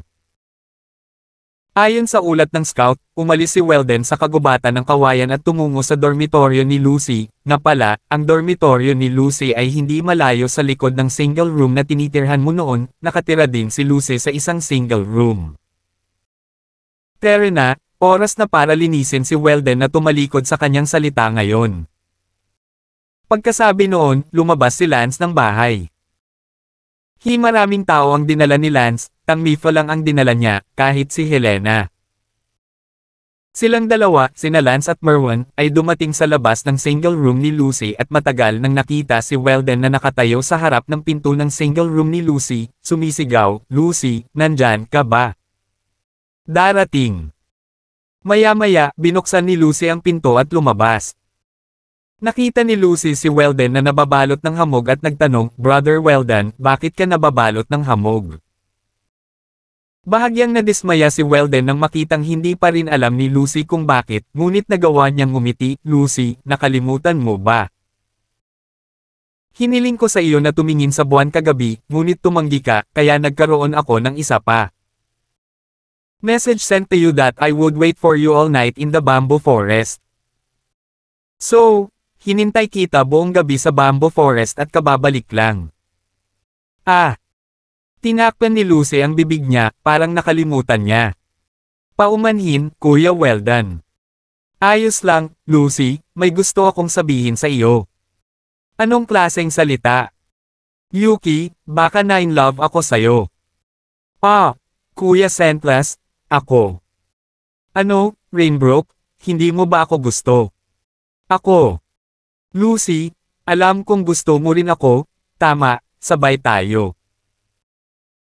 Sa sandaling ito, si Lance ay nanunood mula sa di kalayuan, ngunit gustong makita kung oo si Lucy. Gayunpaman, nahulaan ni Lance na si Lucy ay hindi sasagutin ng oo, pagkatapos ng lahat, hindi pa siya nakapunta upang tumingin sa buwan kagabi. I'm sorry, Kuya Weldon, kahit na medyo nabigla ako sa iyo nang makita ko kung gaano kagaling, pero gusto ko lang na makipagkaibigan muna sa iyo, hindi pa ako nag-iisip ng ganito. Kung gagawin mo, T-Mine, magsimula tayo sa pagiging magkaibigan. Sabi ni Lucy. Si Weldon ay may hawak na apoy sa loob, siya ay nagngangalit pagkatapos maghintay buong gabi kagabi, at kaninang umaga ang kanyang pag-amin ay tinanggihan, kaya't si Weldon ay walang kontrol dito at sinabi ng malakas, Lucy, kung ikaw talaga. Like me then skip the process and go straight to the result, okay, ayokong maging mabagal na kaibigan ka, gusto ko lang maging girlfriend. Ah, Kuya Incense, ako. Maaaring ay pangako mo na magiging straight girlfriend ka ngayon o hindi ka man lang magiging kaibigan. Sabi ni Weldon na may kasamang nest egg. Nadismaya si Lucy nang makitang napakawalang tiyaga ni Weldon at umiling, I'm sorry, bagamat gusto talaga kitang maging kaibigan, sa kasamaang palad dahil ayaw mo, hayaan mo na. B. Magsasara na ako, buong araw akong magpa-practice ngayon. Hindi rin guest si Lucy. Galit. Sa di kalayuan, nagsalubong ang mga kilay ni Lance, sa pag-aakalang si Lucy at Weldon ay papasok na sa yugto ng pag-iibigan, ngunit sa halip, nakita niya ang isang eksena ng kanilang paghihiwalay. Ang Weldon na iyon, masyadong, ay talagang kalunos-lunos, ngunit higit pang trahedya ang darating dahil hindi pa siya nililinis ni Lance. Sa sandaling ito, nakita ni Weldon na talagang tumanggi si Lucy, hindi kahit isang kaibigan na gawin upang banta huwag pakialam, biglang, bigo sa loob, din inis. Kinagat ni Weldon ang kanyang mga ngipin at sinabing, Lucy, labis akong nadismaya sa iyo, hindi ko inaasahan na ikaw ay isang walang tapang na tao. Medyo katawa-tawa na sinabi ni Lucy, Weldon, sinamba lang kita dahil nakita kong may talento ka, ngunit hindi ko inaasahan na ganoon ka pala kakilala. Kahapon lang kita nakilala, pero gusto mo akong pilitin. Be your girlfriend today? Don't you think you're too presumptuous? Do you think I'm one of those nymphomaniacs who fall over and jump on you as soon as they meet you? Kung ako ay ganoong tao, inaalagaan na ng munting brat na iyon na si Lance noon, ngunit sa kasamaang palad ay hindi ako. Umalis ka, huwag mo akong pakialaman, iligtas mo ang iyong mga kaibigan na hindi naging kaibigan at naging mga kaaway. Kamukha ni Lucy isasara na sana niya ang pinto. Si Weldon ay tinanggap bilang Prince Charming ng hindi mabilang na mga batang babae kahapon, ang kanyang kumpiyansa ay tumataas, ngunit ngayon, siya ay walang awa na tinanggihan ng isang batang babae, na nagparamdam sa kanya ng kahihiyan. Pumasok si Weldon sa bahay ni Lucy, at hinawakan si Lucy sa baywang, at sinipa ang pinto na isinara gamit ang backcake. Ah, Weldon, ano ang gusto mo? Rinig na rinig mula sa loob ng bahay ang mga sigaw ni Lucy. Sa hindi kalayuan, si Merwin ay may katangahang sinasabi, Boss, ano ang sitwasyong ito, sinusubukan ni Weldon na tirahin. Hindi rin inaasahan nila na magiging ganito. Kung alam ni Weldon kung paano pumili ng mga babae at maglaan ng oras sa kanya, hindi imposibleng maabutin si Lucy sa hinaharap, ngunit sa kasamaang palad, si Weldon ay niloko ang sarili at nauwi sa galit na kahit direktang ginamit ang kanyang lakas. Sa bahay ni Lucy, galit na sinabi ni Weldon, Lucy, pinilit mo akong gawin ito, mahal na mahal kita, hiniling kong tumingin ka sa buwan, hinintay kita buong gabi sa kagubatan ng kawayan, ngunit wala kang pakialam sa nararamdaman ko.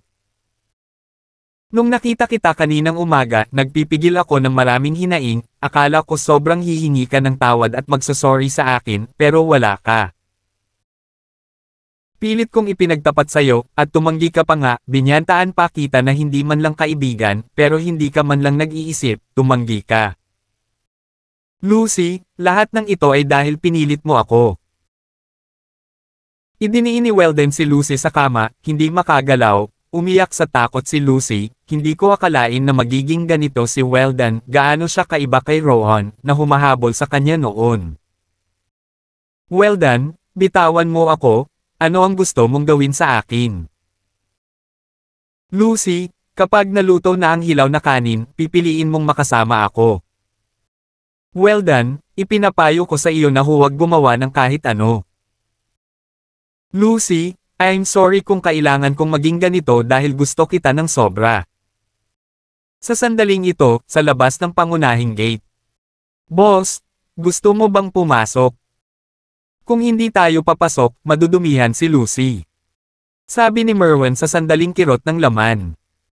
Hindi nakaimik si Lance, bakit parang nasasaktan ka?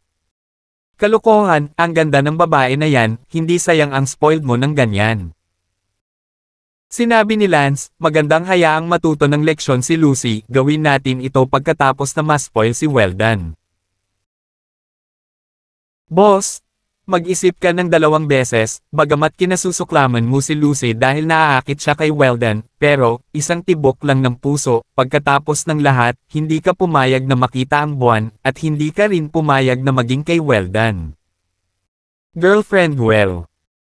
Nangangahulugan ito na si Lucy, ay hindi naging mura para maging walang pag-asa na hindi mahawakan. 1560.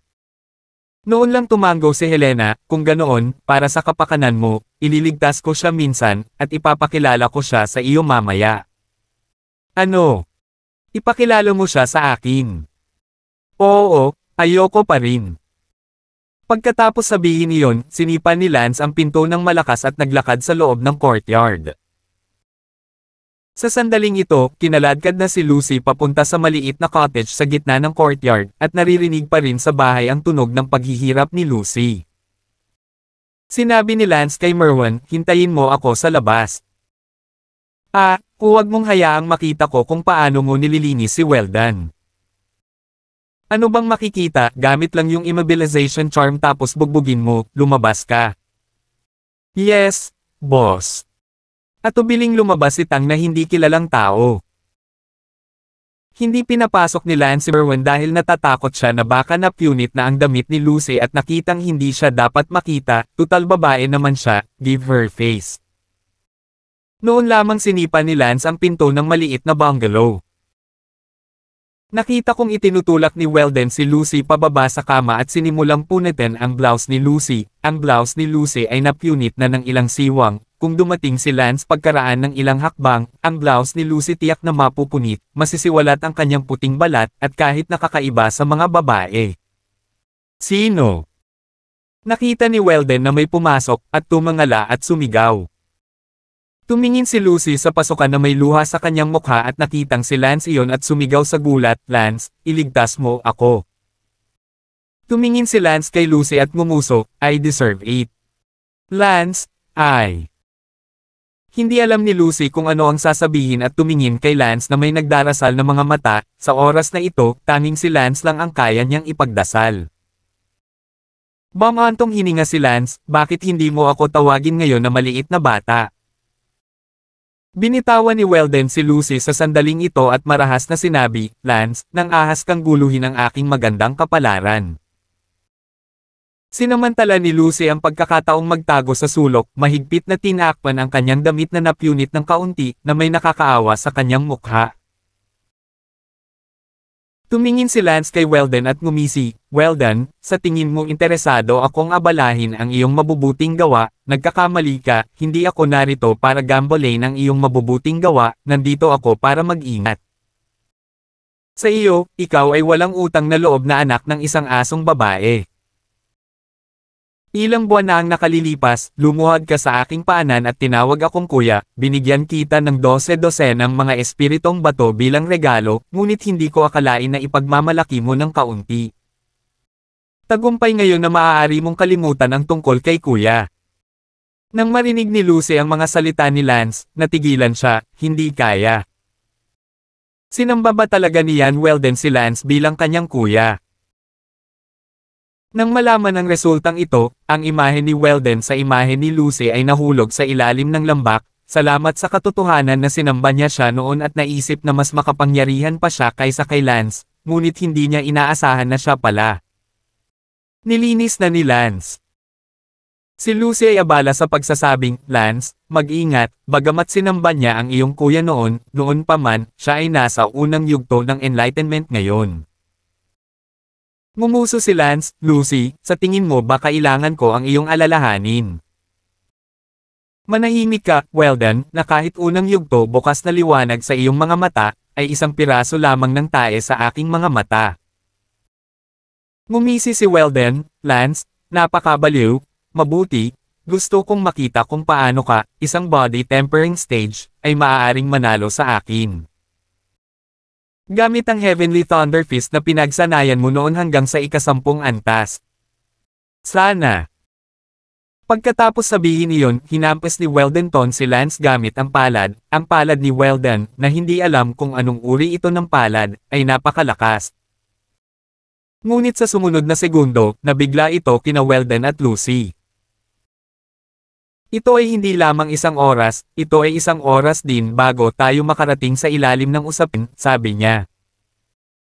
Ang Hall of Enlightened 7th stage ni Lance, isang Enlightened 1st stage, ay mahina lang hanggang sa sumabog. Paano nangyari ito? Si Weldon ay natakot, hindi niya inaasahan na magiging ganito ito, parang wala siya sa parehong antas. Laking gulat din ni Lucy, hindi siya makapaniwala kung paano nagagawa ng maliit na braso ni Lance ang napakalakas na puwersa at ikinapit ang kamay ni Weldon hanggang sa mamatay. Umangat ang sulok ng bibig ni Lance at sinabing, Weldon, ipapaalam ko sa iyo ang mga kahihinatnan ng pagtataksil sa iyong tiwala at panlilinlang sa iyong Panginoon. Clack! Sa sumunod na segundo, ang braso ni Weldon ay binawi ni Lance ng sabay-sabay. Tumili si Weldon, habang kasabay nito, hindi makapaniwala ang bibig ni Weldon habang sumisigaw, bakit nangyayari ito? Bakit? Nakapasok na ako sa unang yugto ng open light, kaya bakit ganito? Nangyayari pa rin. Bang! Tinapakan ni Lance ang dibdib ni Weldon, at sabay-sabay na nabasag ang mga tadyang sa dibdib ni Weldon. Weldon, sasabihin ko sa iyo kung bakit, dahil, hindi ka na nababanggit sa harap ko. Sa orihinal, nakita ko na isa kang matapat na tao, kaya't tinanggap kita bilang isang maliit na kapatid, ngunit ginawa ko, expect that it's all because you pretended to be. It's just as well, you fucking took my spirit stone at hindi man lang ako binati, hindi mo ako nailalang amo mo, you're looking for death you know. Natapakan ng paa ni Lance ang sirang tadyang ni Weldon sa dibdib, ang sakit ay sobrang himatayan na si Weldon. Sa sandaling ito, sa wakas ay naunawaan ni Weldon na siya ay mali, si Lance ay nagawang maging isang malaking kapatid sa murang edad, hindi ito nagkataon, ngunit si Lance ay likas na hindi mahuhulaan, walang nakakaalam ng kanyang tunay na kalaliman, at katawa-tawa na naisip niya na si Lance ay hindi nang ahas na magpakawala ng kahit isang umutot. Si Lucy, na nagtatago sa sulok, ay nabigla nang makita ang batang si Lance na tumapak sa matangkad na si Weldon at hindi na siya makatiis, naaalalang tinawag niya si Lance na isang maliit na bata, at iba pa. Ang unang bagay na kailangan mong malaman ay wala kang magagawang mali. Boss, nagkamali ako, patawarin mo ako. Nang marinig ni Lucy ang sumisigaw na paghingi ng tawad ni Weldon at desperadong pag-iyak para sa boss, hindi niya maiwasang tumingin muli kay Lance, tila hindi niya nakilala si Lance sa sandaling ito. Ngumuso si Lance, boss. Paano kung sasabihin mo ulit ang, boss? Sino ang boss mo? Mali ako? Mali talaga ako? Boss, patawarin mo ako. Bumaba si Lance at sinabing, makinig kang mabuti, ako, Lance, mula ngayon, wala na akong kapatid na katulad mo, kung maglakas loob kang tawagin akong boss muli, puputulan ko ang iyong dila. Umalis ka. Hindi rin siya pinuntahan ni Lance, isang piraso ng bulok na tae, ang pagtapak sa kanya ay nadumihan din ang kanyang sapatos. Tiniis ni Weldon ang sakit at gumapang palabas ng silid ni Lucy. Tumingin si Lance kay Lucy, na nagtatago sa sulok, at nanginig ang katawan ni Lucy. Ngumuso si Lance, hindi kita nililigtas ngayon, pero nagkataon lang na nakilala kita. At saka, huwag mong sabihin kilala mo ako kapag lumabas ka sa hinaharap dahil ayaw kitang makilala. Gusto rin kitang takpan at hindi imposibleng maging girlfriend ka sa hinaharap, ngunit sa kasamaang palad, hindi na ako interesado sa iyo ngayon, kaya lahat ng mga salitang sinabi ko noon ay binawi, Colum. Lumingon si Lance sa paligid at naglakad palayo. Lance! Sigaw ni Lucy.